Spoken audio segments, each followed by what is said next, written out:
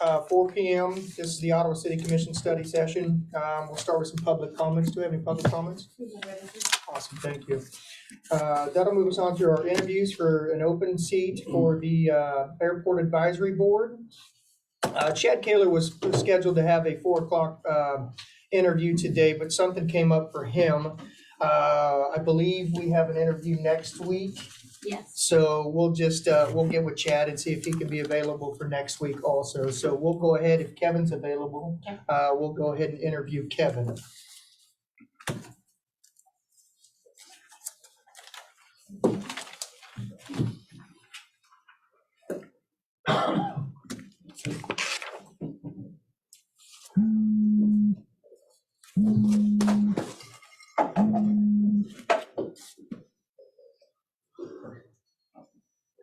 Hey Kevin, how are you?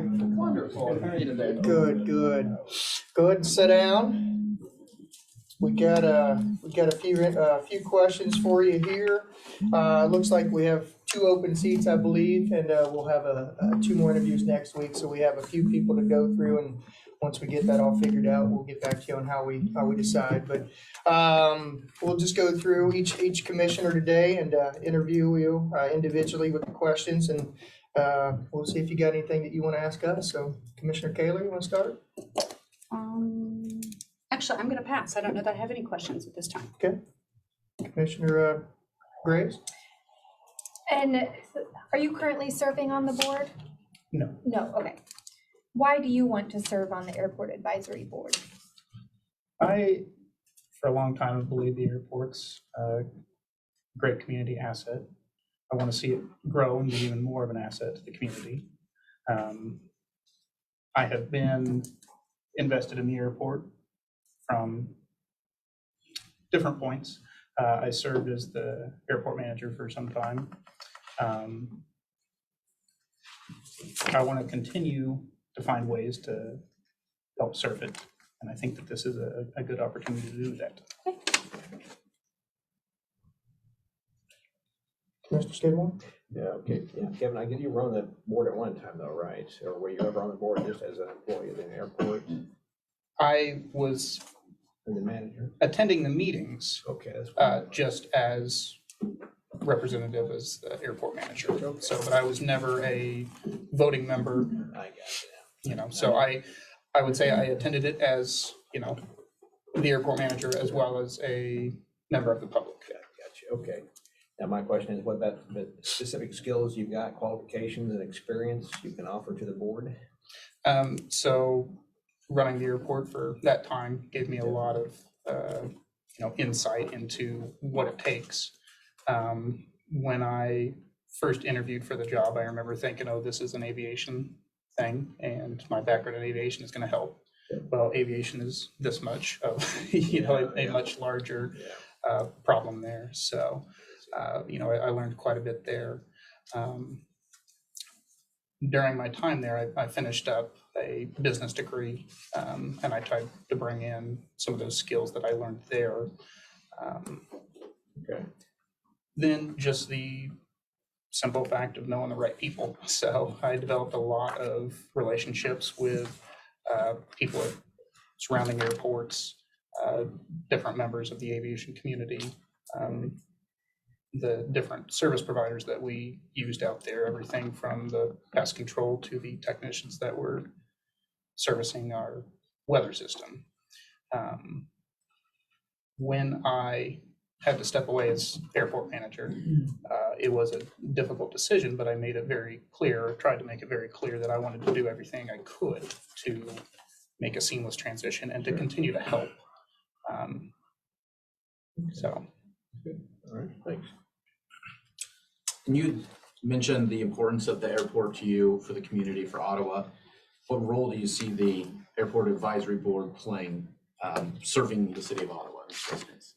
I will say one of my complaints when I saw the how the meetings were handling and what the board was doing when I was watching them was it seemed like they were the planning committee for the airport fun day, which I think is great. I want to continue to do that, but I wanted them to go beyond. For a long time, we had talked about finalizing, or the board had talked about finalizing a land lease. And I want to see them a little more aggressively push on that. In the guidelines for the board, it talks about promoting general aviation, commercial aviation, as well as community involvement. And I think we were pushing real hard on community involvement, but I would like to see more pushing out towards trying to get commercial development brought into the airport here. I think it would be great if we could tie in, excuse me, Proximity Park and try to sell some of that with the idea that, look how close you are to the airport. But we kind of need to go, I think, a little bit further in the services that are there between the airport and Proximity Park. I know there's somebody out there that's looking for that space of real estate that wants an airport that has the services that we can provide. And I think getting more commercial activity out there will really help.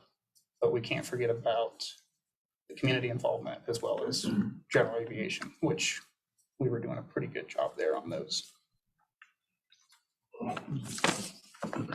Kevin, as the commission's representative for the Airport Advisory Board, I spent a lot of time with you, in those meetings over, the last year or so, and you were a great asset to the airport.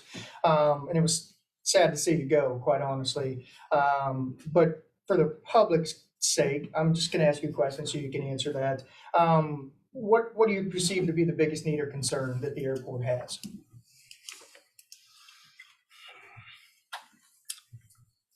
Scarcity of resources. So, it would have been great if we could have done so many different things, but money, and so we looked for what can we do with the limited resources that we have to try to draw that in. And I had some big ideas on stuff, but everything takes money, obviously. And in the position I was in, where our money is streets and parks and utilities and everything, we've got to find a nice balance in between everything. So I would like to see the airport board take more of a role in where can we find additional funding, or draw in other private investments to continue to grow the airport. And I think if we get just a little bit of momentum, it will continue to snowball from there. So I looked at Lee Summit Airport as a good model of what could be, because they years ago didn't look much different than our airport.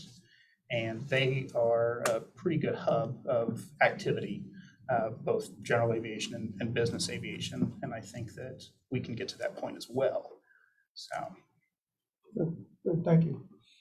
Commissioners, do you have any other questions for Kevin?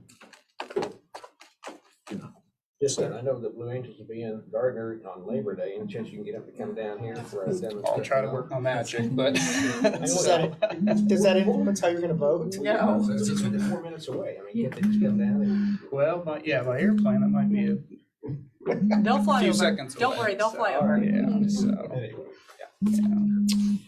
All right, Kevin, we appreciate your time today. Like I said, we have 2 more interviews. Once we decide, we'll certainly get back to you either way. Great, Thank you. We appreciate your time. thank you. Commissioners, before we move on, let's have a conversation about a couple of different things to do with interviews. We certainly have some openings that are coming up. Some of those are by folks that just want to be reappointed. So do you feel it's pertinent that we have those interviews with those folks if they just want to be reappointed? The only thing I feel like we would need to is if there was a contested opening. Quite frankly, if we would have just had Kevin and Chad today, I would have been perfectly fine not interviewing either one of them. They're both great assets for the airport, and just putting them on the board, but finding out, that we had one more interview. I think it's necessary that we at least go through that process for the public's sakes for sure. And then the only other thing is, do we have a deadline, or do we know when these boards all go off? And if we could get that, not necessarily now, Cora, but if we could get the information of when they go off and when we need to reseat them by, if it's all the same time, or if it's incrementally different, maybe we go through that process too. But tell me how you feel, I guess, on some of those thoughts. I'll begin. So on page 102 of our agenda today is the list of individuals of spots that we have that will be openings and things that will come available to us. It does say in that memo from Laura that those terms expire in April. I'm not sure if that means they expire April 1, or they expire April 30, but probably need to clarify that so we know what we're looking at. And I mean, for full disclosure, I'm not going to ask any questions of the airport advisory interviews, because obviously one of them's my husband, and there's no reason to grill the others and not him. But I do think that there's a good conversation that can be had here, because I mean, 4:00 on a Monday, we want people to volunteer, and we don't want that interview to be prohibitive of them being a part of that process. So I think we do need to kind of establish at what point do we do interview, what point we don't interview. I go along with what our mayor says, that, I'm perfectly fine with the fact that if individuals who apply, and there aren't multiple openings, or it's not a contested race, that we not interview them. I think that several of these individuals and the boards that they're on are overseen by a staff member, and oftentimes if I don't hear from a staff member that they have concerns about a particular applicant, then I'm not sure that we need to have them come in, stop their day to interview, to be a part of a board. We want more people to be a part of the process within the city of Ottawa. We have openings on the tree board that aren't filled right now. We have and I don't think we want to make it prohibitive to people to volunteer. So we want more. We don't want to make it harder. Sure, yeah, I agree. Sure, I think if there's a contested, there's 2 openings, 3 people apply, yeah, I guess we need to interview them to be fair to all of them. But if there's 1 opening, 1 applicant, or 1 reappointment, then it seems pretty obvious to me just to reappoint the person, unless there's some flagrant violation. We can understand that could come up. And I'm kind of surprised you don't want to question Chad while he's under oath. I don't think we gave them an oath. But anyway, you don't have to. I agree with that. I would agree as well, the same thing on, if staff member, whoever's overseeing it hasn't had any issues, then. So do we want to hold those off until, I guess if it's May when they're reappointed, that we just kind of? Or is it Yeah, the I'm sorry, end of, is it April? Is it April 1 or is it April 30? And maybe that's something we decide policy wise. And with that board meeting in April.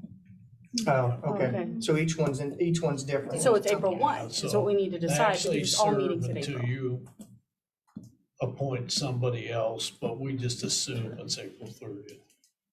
Okay.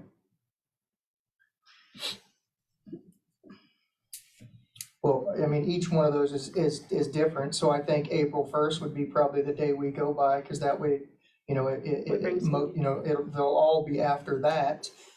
So each one of them, whether it's a new member or an existing member, could just continue on into those meetings.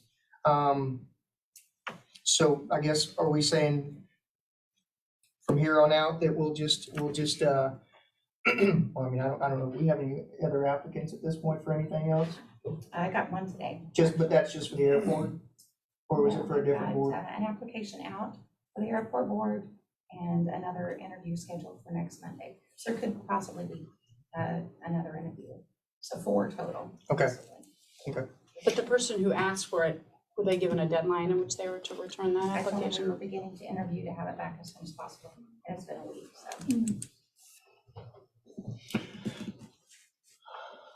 Well, I mean, I I guess I would say that if they don't return their application by next Monday, that we just decide between the three that we do have, because you're talking about a fourth, right? Correct. Yeah, if they don't return theirs by next Monday, that we just go with the three that we have and make a decision amongst those three for the two that we decide on. I don't think it's fair for the board to sit in limbo Right, waiting correct. for an individual to be appointed. Correct. You want to say noon on Monday? You got a certain time on Monday, Mayor? We can, I don't know. I'd say end of day on, end of business on Friday is what I Yeah, would say. let's do end of business on Friday, I agree. Wait this time then. Yep, that way we have time to get it on the agenda for over the weekend. We just move forward with that process. Sure. Did we answer anything? Good. All right. All right. That'll move us on. Items to be placed on a regular commission agenda, which is the minutes from April 4th study session. That'd be found package page 3 through 5. Did the commission have a chance to read through that, and is any changes, or are we good to move that on? All right, do it. Move us on to our items for presentation and discussion. Item 1, which is a resolution terminating the redevelopment agreement for the Coves at Tallgrass project. And I see Tyler. Tyler, how are you? Doing well. How are you, Mayor? Good. Welcome. Thank you. Thank you. So this item, item 1 on your list of items to consider, is an item that we've discussed at a few study sessions and at your prior commission meeting from last month. Just by way of a brief background, you'll recall that this is formal termination of the original redevelopment agreement for the Coves at Tallgrass. And in the process of selling the Coves, some of the Coves properties through the land bank, one of the purchasers reached out to city staff and said, hey, just so you know, this original redevelopment agreement is still recorded against the property. Is that agreement in effect? What's the impact? And we looked at it, and our advice to you all was to proceed with formally terminating that agreement. There's no reason to keep it in place, and it just cleans up title to the property a little bit to formally release it of record. And so last month we discussed this, and you all provided the direction to provide actual formal notice to the developer and the developer's council. Getting ready to terminate this. If there are any objections, let us know.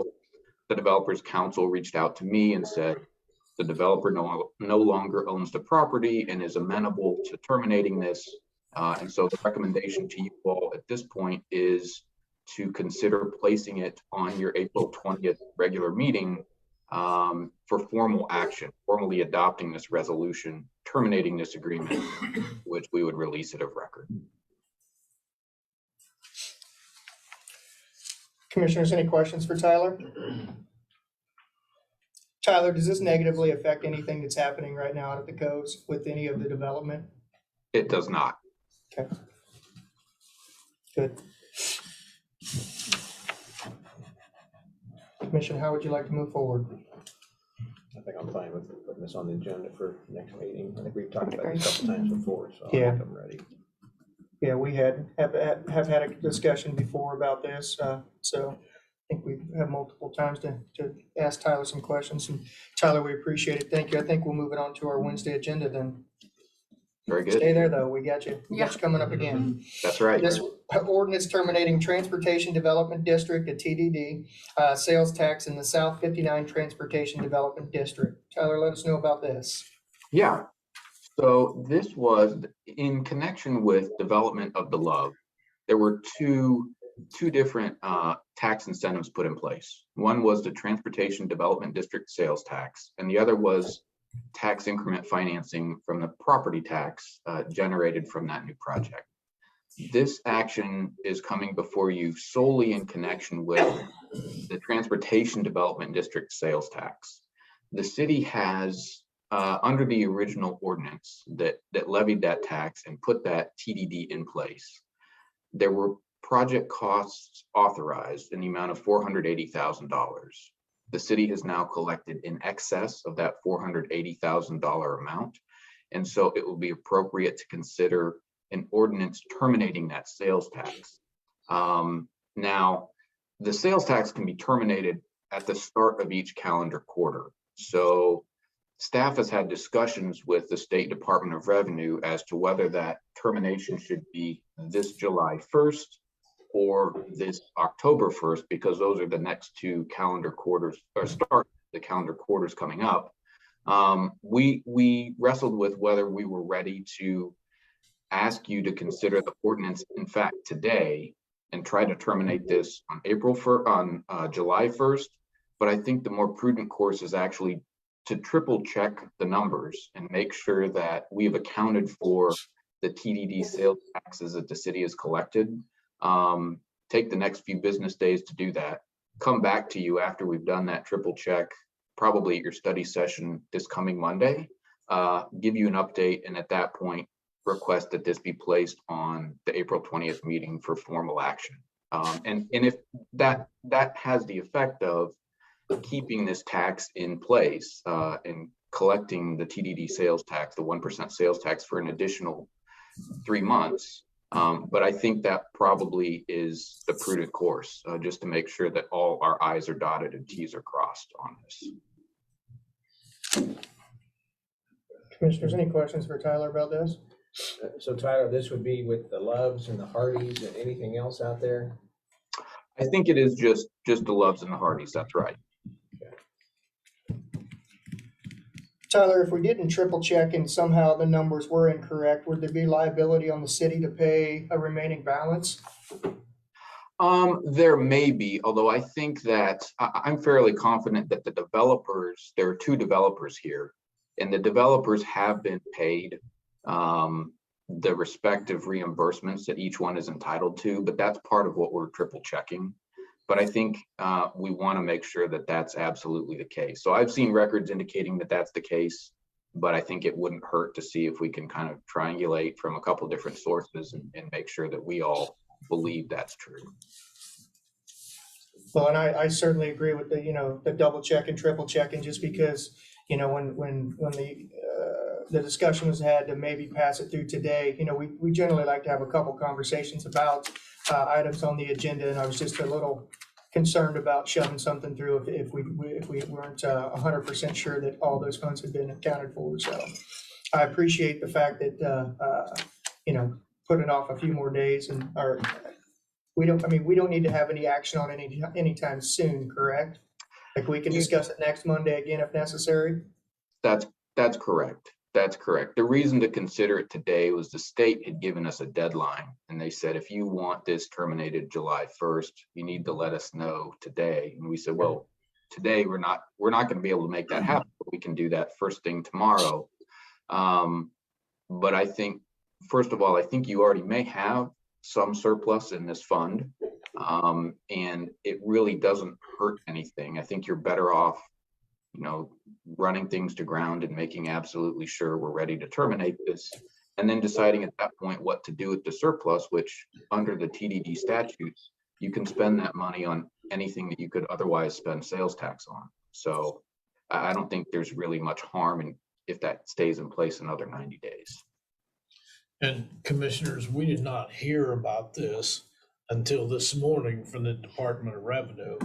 And the reason that information was sent to you was if you wanted to exercise that option.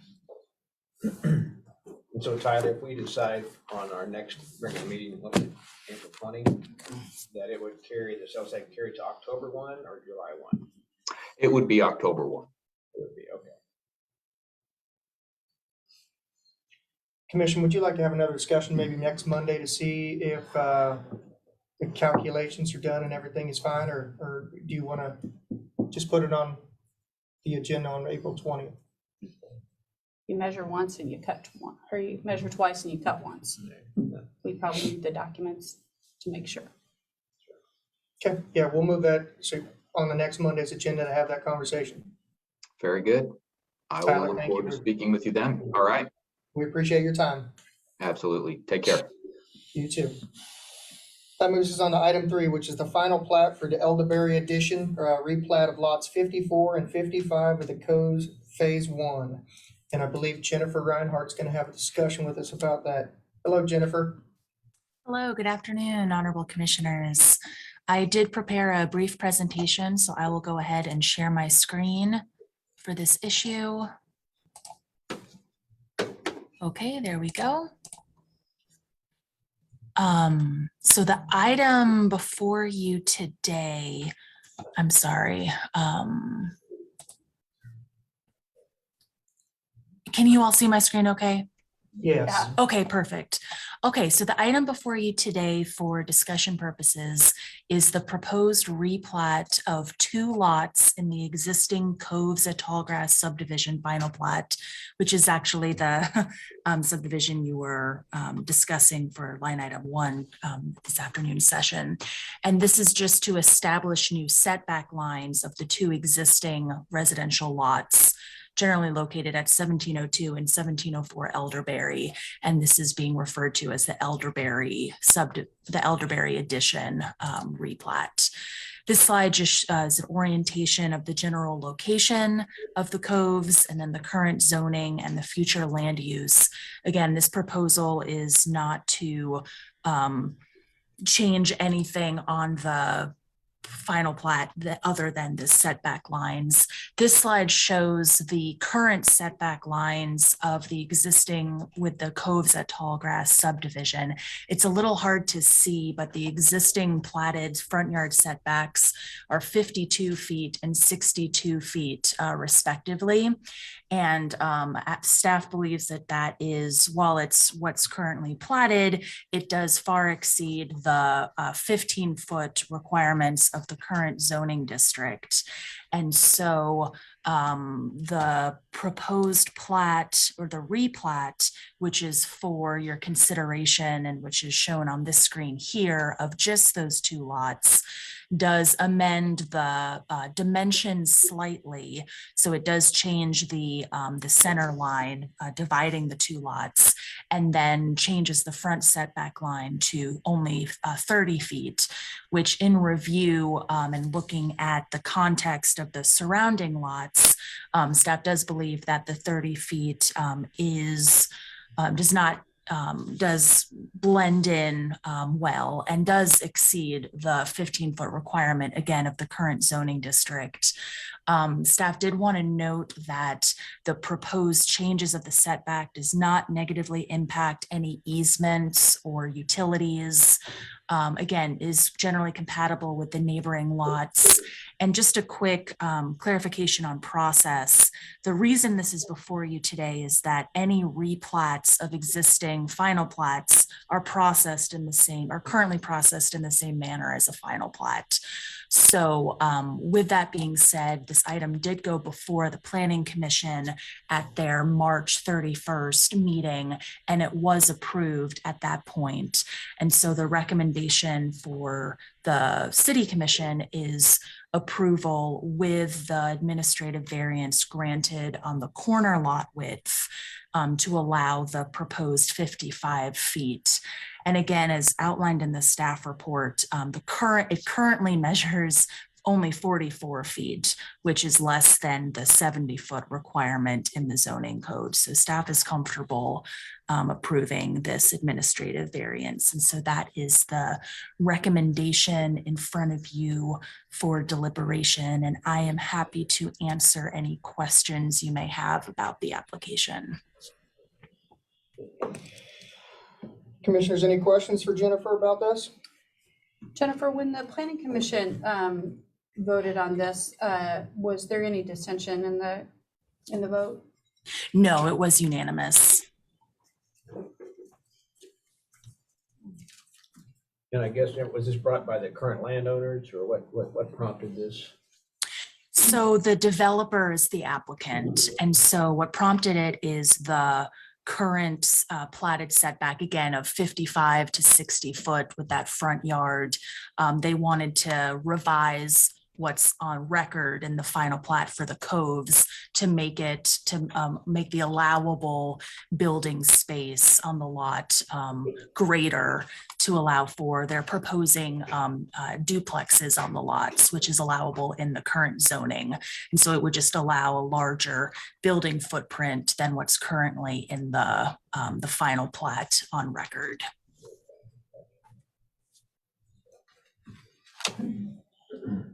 Commissioners, any other questions for Jennifer? Would you like to see this next Monday again? Or are you okay with what you've seen and are willing to put it on to our April 20th agenda?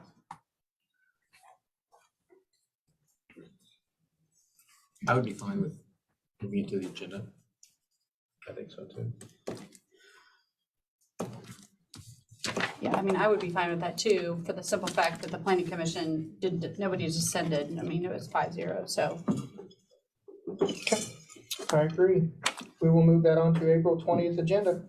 Jennifer, thank you. We appreciate your time. Thank you very much. Okay, that moves us on to reappointments to the city boards, and I believe our city manager is going to talk to us about that. So commissioners, do you just want to move that one column to the consent agenda on the 20th? One column. Yeah, where the people who have already signed up for reappointments that said they would serve. So all these folks have already signed up to do it again? Yes. And none of them, I mean, Now, that they've signed up to do it again, and those are the positions that are still open, where it says open. After they, oh, after, so like band board, there's 4 on there, but there's still one more that's open after that. Yes, Okay, so, and they may already have that one ready for you, a new appointment.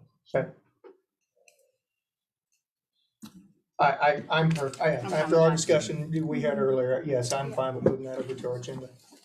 All right. Is that it? Boy, That's it. You took care of my work. all right, all right. That moves us on to an update on our community development projects with Michael Hall.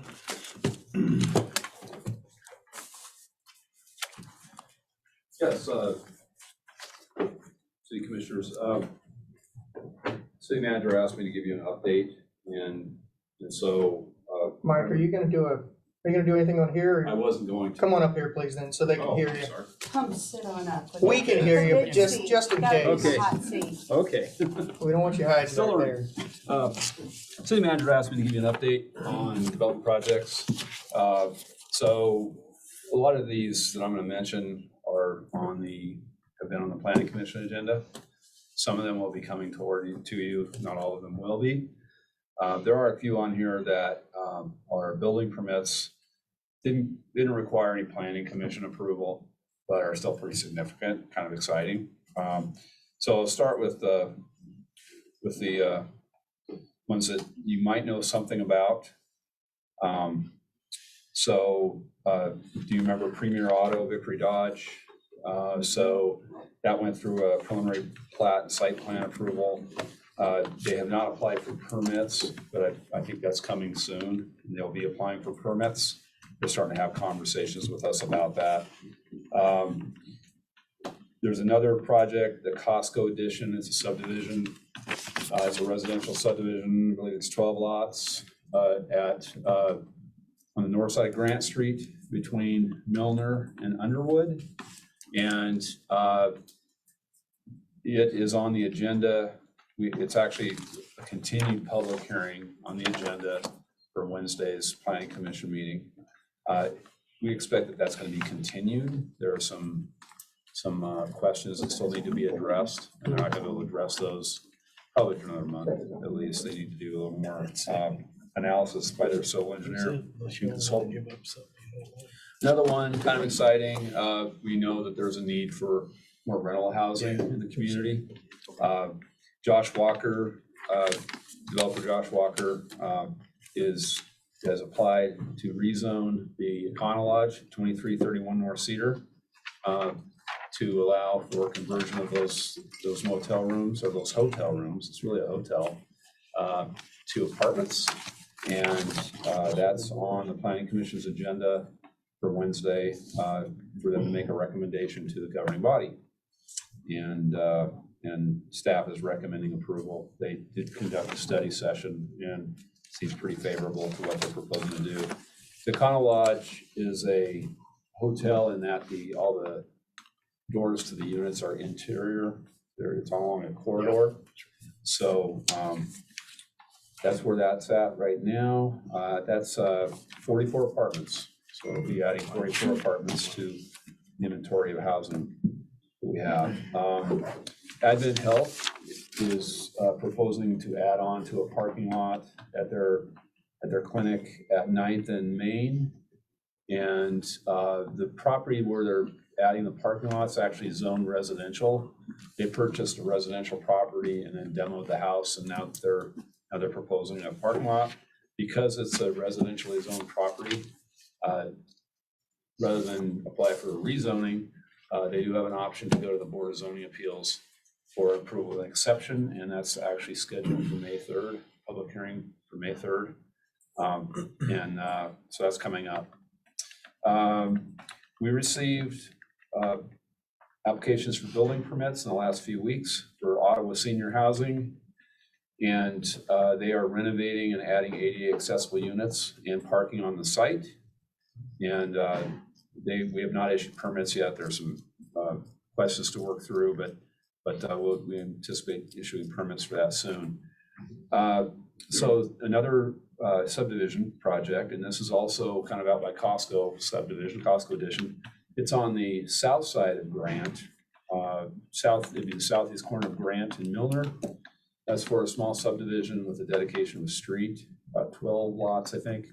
And that could go to the Planning Commission possibly in May, maybe in June.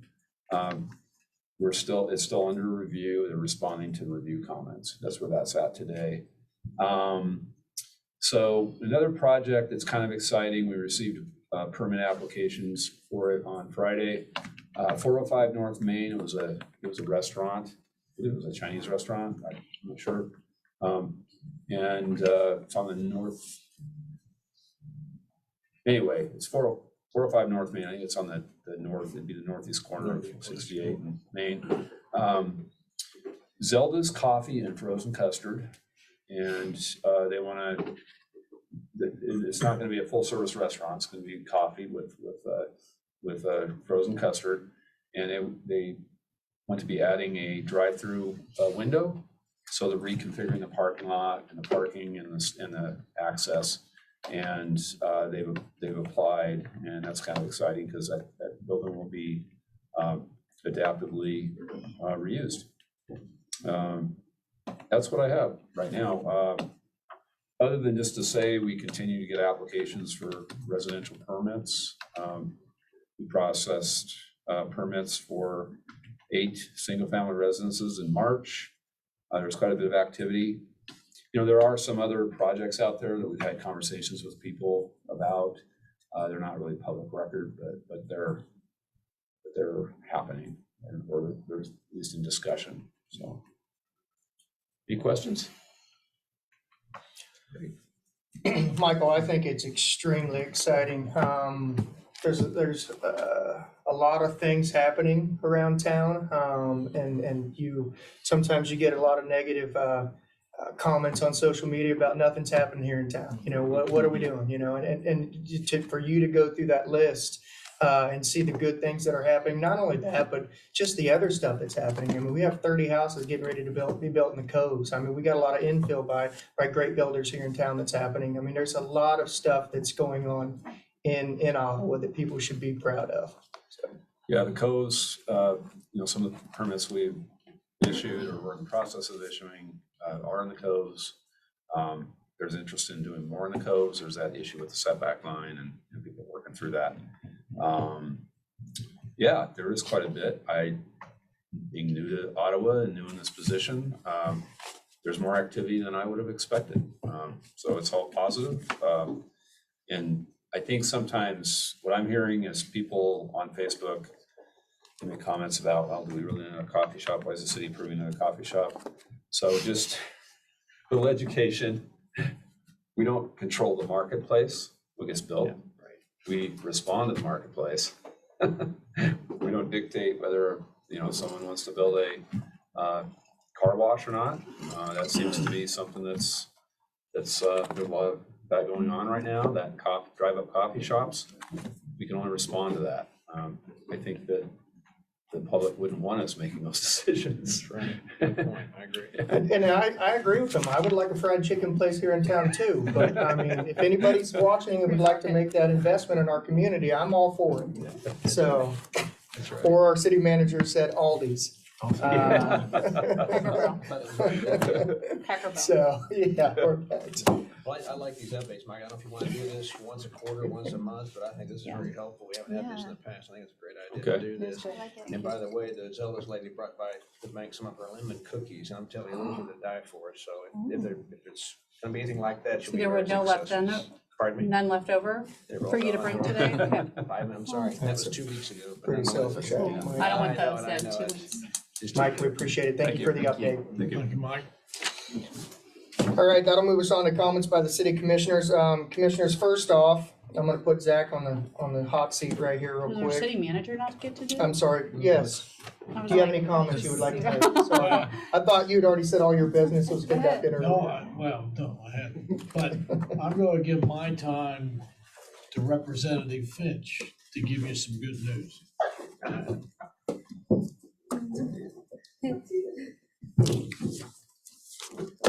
Well, if I'd have known Representative Finch was gonna talk, I certainly would have gave you some time. But I got this all out of me Saturday morning, right? Legislative conference. Yeah. Good afternoon, Commissioners and Mr. Mayor. Received notification today that Ottawa's base grant application has been approved.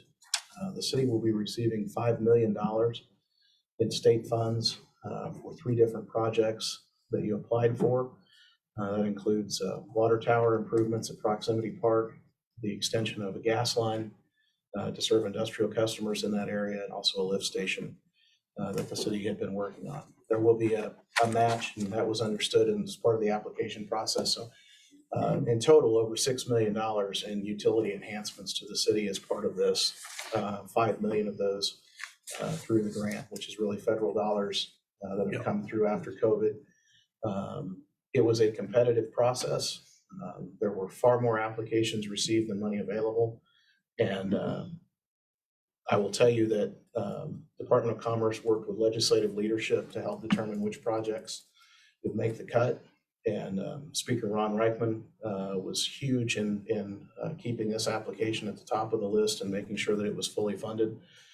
There were discussions about cutting some of it or perhaps not giving the city all that it had asked for in this. And he was a real champion in terms of working with the Department of Commerce and others to push back on that and say, no, this is probably one of the most worthwhile base grants, not to be critical of the others, but this is almost all tied to job growth and job creation and economic development, which is exactly what BASE is about, building a stronger economy. And so that is some really great news to get today that the application has been approved in total, and we'll be seeing that money come in later this year for those projects so they can get started.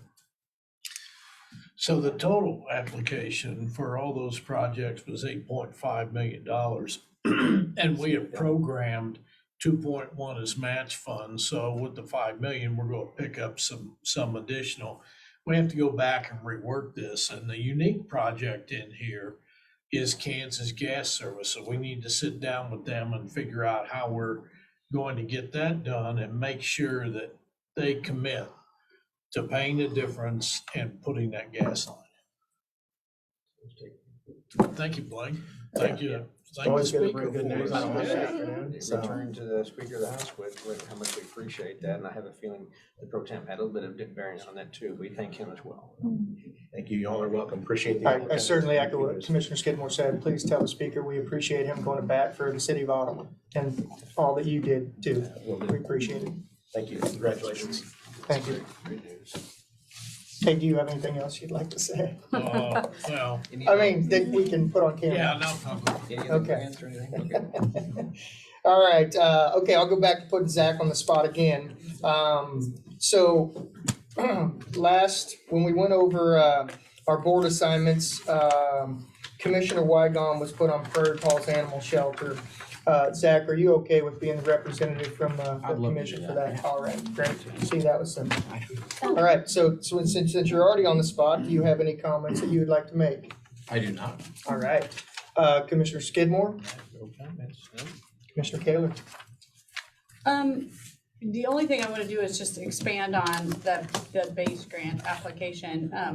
The part of that application is for a water tower, and I can't remember a conversation that has not been had when we go to DC for water tower addition.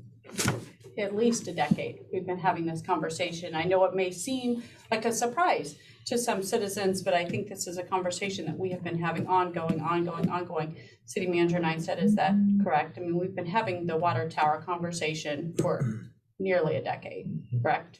Well, this is for proximity park, so it's been as long as we've had proximity park, which has probably been a decade. That's the only thing I want to know. Commissioner Graves? I think the only thing I have is, tonight is actually my board, I have a board meeting for Ottawa Main Street, and, we're hoping some exciting things are coming up for that, so if everybody can just be patient. Thank you. Appreciate your updates on the boards.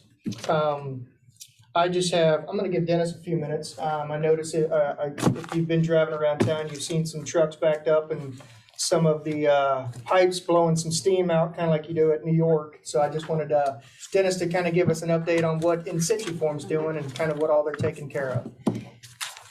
Good afternoon, Mayor and Commissioners. The mayor had asked me to explain what all that steam is about.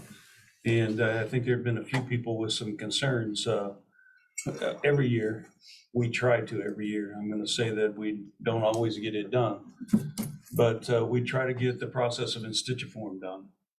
What Institutiform is a relining of our sewer lines.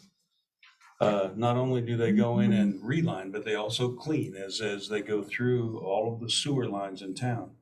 Our goal is to eventually get all of the sewer lines relined.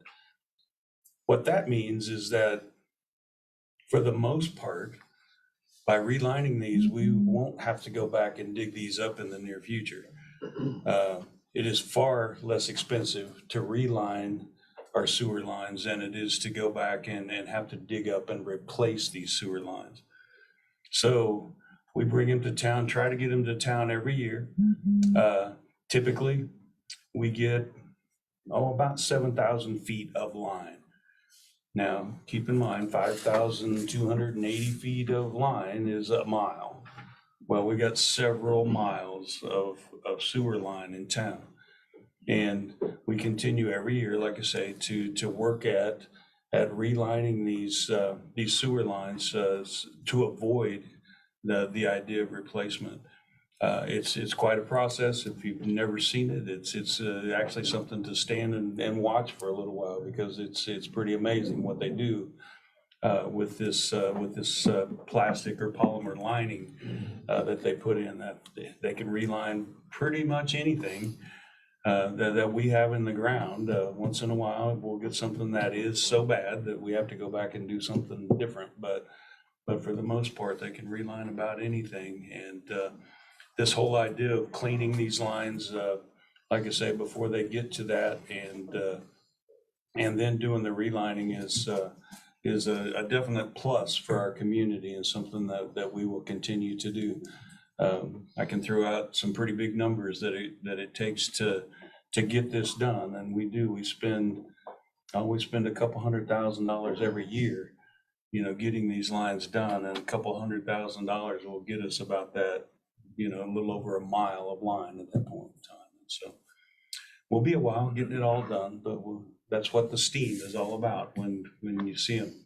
This year we were between 11th and 12th and kind of Mulberry and College Street over around the Garfield School area. And that was where most of the relining took place. Just some of the questions public had. Will that affect any of their service while that's happening? For the most part, it is not intrusive. Every once in a while, somebody will holler at us and say, well, we had something back up in our toilet a little bit or something of that nature. And I'm not going to say it can't happen. It can. We try to let people know when we're in the area and what can or maybe would happen. But for the most part, it's not intrusive. if it does anything, it helps to clean out a little bit of their service line as they go through the mains at that point in time, so. And about how long does a Situform last? Well, in Situform, I think that's yet to be determined, quite honestly, but it should have the life of a polymer pipe or a PVC pipe, and so we're probably talking 25, 30, maybe more years. I think I probably did my first Sensiform about 25, 30 years ago. And to the best of my knowledge, I have not heard of any of those projects having to be replaced. And most of it is in clay tile. And clay tile, there's clay tile out there, it's probably been in the ground 120 years. And what this does is save big trenches being dug and PVC pipe putting in. And again, do you do much pipe bursting? Not in the in situ form process. We have But some there is a projects. separate project. We have some process. projects in the key, so to speak, that would involve some pipe bursting and Yeah. pulling a new pipe Yeah. through the old pipe but we haven't got to those just yet, but they're on the Yeah. horizon. I think the important thing for the public to know is it's a cost-effective way to get more life out of the infrastructure that's buried in the ground. Yeah, it is truly about a quarter of the cost of replacement. And certainly don't have to dig up alleys and streets and all that stuff in Absolutely. order to replace it all. Generally Great product. not, Great product. generally Yeah. not. So just real briefly, how does it start as a liquid in the pipe and then? It is What injection? it is almost a jello type of product that they line the pipe with, I see. that then goes ahead and hardens into a PVC type of lining at that point. Okay. And it's not a liquid necessarily, but it's the next thing too. Okay. So it detects holes, like will fill the holes if there are any as it goes through? Yeah, it almost, well, you've seen the foam products that they use for weatherization and that type of thing. It's a little bit like that. It doesn't expand exactly like that. It's not as volatile, but nonetheless, it reacts kind of the same way as it lines the pipe. Yeah, And the steam used is they actually heat the water that they put in through. yeah. The product is heated as it goes in, and then it eventually becomes solid at that point. Dennis, thank you. Appreciate it. Commissioner, is there anything else that we need to talk about before we go into an executive session? All right, if not, I move that we go into executive session under the attorney-client privilege exception for the purpose of having confidential communications with the board's attorney for a period of 20 minutes to reconvene at, I'll give a couple minutes for everybody to leave, so 5:15 with the board, our attorney, the city manager, and community development director present. Is there a second? I'll second that. Thank you. All in favor, say aye. Aye. All right.